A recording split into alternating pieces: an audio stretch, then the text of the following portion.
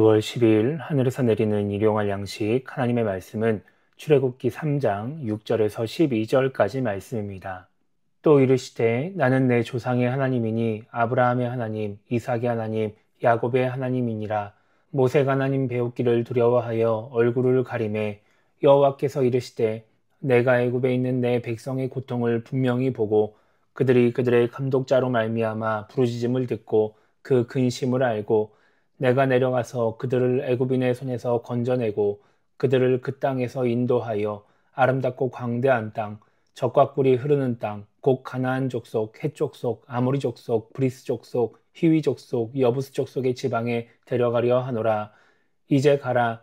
이스라엘 자손의 부르짖음이 내게 달하고 애굽 사람이 그들을 괴롭히는 학대도 내가 보았으니 이제 내가 너를 바로에게 보내어 너에게 내 백성 이스라엘 자손을 애굽에서 인도하여 내게 하리라. 모세가 하나님께 아뢰되 내가 누구에게 바로에게 가며 이스라엘 자손을 애굽에서 인도하여 내리이까. 하나님이 이르시되 내가 반드시 너와 함께 있으리라. 내가 그 백성을 애굽에서 인도하여 낸 후에 너희가 이 산에서 하나님을 섬기리니 이것이 내가 너를 보낸 증거니라. 아멘. 오늘 우리가 읽은 말씀은 모세가 해야 할 사명을 알려주시는 하나님의 말씀을 기록하고 있습니다. 앞서 떨기나무 가운데서 모세를 만나신 하나님은 나는 내 조상의 하나님이라고 말씀하시면서 모세에게 자신의 존재를 밝히십니다.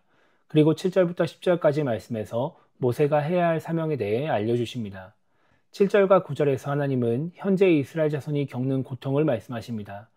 이것은 단순히 내가 그들의 고통과 어려움을 안다, 이런 정도의 말씀이 아니라 모세도 이스라엘 자손들의 현재 상황을 알기를 바라는 마음으로 하신 말씀일 것입니다. 그리고 8절에서는 하나님이 하시고자 하는 일에 대해서 말씀해 주십니다. 하나님은 이스라엘 자손을 애굽인의 손에서 건져내고 가나안 땅으로 인도하실 것을 말씀하십니다. 그리고 9절에서 이제 가라 라고 말씀하시고 또 10절에서는 내가 너를 바로에게 보내어 너에게 내 백성 이스라엘 자손을 애굽에서 인도하여 내게 하리라 라고 말씀을 하시죠.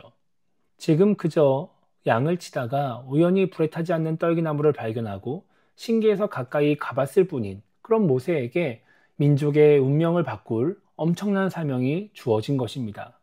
모세는 이런 사명을 받고 하나님께 감사하기보다 내가 누구에게 바로에게 가며 이스라엘 자손을 애굽에서 인도하여 내리이까 라고 말을 합니다.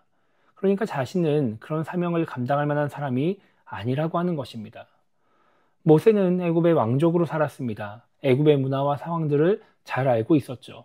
그렇기 때문에 지금 자신의 모습으로는 바로를 만나는 것, 또 이스라엘 자손을 애굽에서 이끌어내는 것이 불가능에 가까운 일이라고 생각을 한 것입니다. 그런 모세를 향해 하나님은 12절에서 이렇게 말씀하십니다. 내가 반드시 너와 함께 있으리라. 내가 그 백성을 애굽에서 인도하여 낸 후에 너희가 이 산에서 하나님을 섬기리니 이것이 내가 너를 보낸 증거니라. 이렇게 말씀하시죠. 하나님은 모세에게 모세가 이 사명을 감당하기에 얼마나 합당한 사람인지 말씀하지 않으십니다.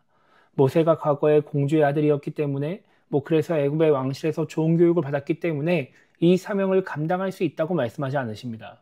모세가 이스라엘 자손들 중에서 가장 뛰어나기 때문에 이 사명을 감당해야 한다고도 말씀하지 않으십니다.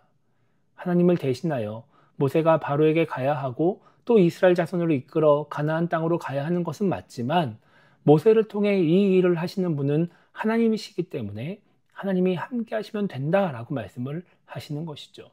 그래서 하나님은 8절에서 내가 그들을 건져내고 가나안 땅으로 데려가려고 한다고 말씀하시고 또 10절에서도 내가 너를 바로에게 보내요 라고 말씀하십니다. 그러니까 이 일들을 모세가 하는 것이 아니라 하나님이 하신다는 것이죠.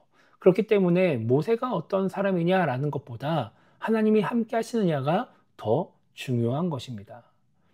우리가 하나님의 뜻을 이루려고 할 때, 하나님이 맡기신 사명을 감당하려고 할 때 가장 중요한 것은 하나님이 나와 함께 하시는 것입니다. 하나님의 뜻은 우리의 능력으로 우리가 이루는 것이 아니라 하나님의 능력으로 하나님이 이루시는 것이기 때문입니다. 그런데 많은 신앙인들이 자신의 능력으로 하나님의 뜻을 이루어가려고 하고 하나님이 맡기신 사명을 감당하려고 하다 보니까 하나님이 나와 함께 하시는 것을 별로 신경 쓰지 않습니다. 우리에게 가장 중요한 것은 하나님이 함께 하셔서 하나님이 하나님의 능력으로 역사하시는 것입니다. 그 능력이 나를 통해 드러날 때 제대로 하나님의 뜻을 이룰 수 있게 되는 것입니다. 그래서 우리는 내가 하나님의 뜻을 이루기 위해 무언가를 할 수 있는 사람이 되게 달라고 기도하기보다 하나님이 나와 함께 하심으로써 나를 통해 하나님의 뜻을 이루게 달라고 기도해야 하는 것입니다. 그래야 하나님의 인도하심을 따라 하나님의 능력으로 하나님의 뜻을 이루며 하나님을 드러내는 신앙인이 될 수 있습니다.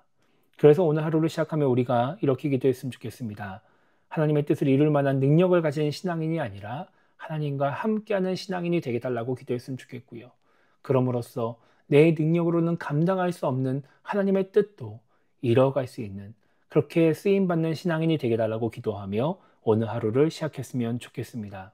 그렇게 하나님과 함께함으로 말미암아 내 능력을 뛰어넘어 내가 보기엔 내가 감당할 수 없어 보이는 그런 하나님의 뜻까지도 이뤄가는 우리 모두가 되기를 주님의 이름으로 축복합니다.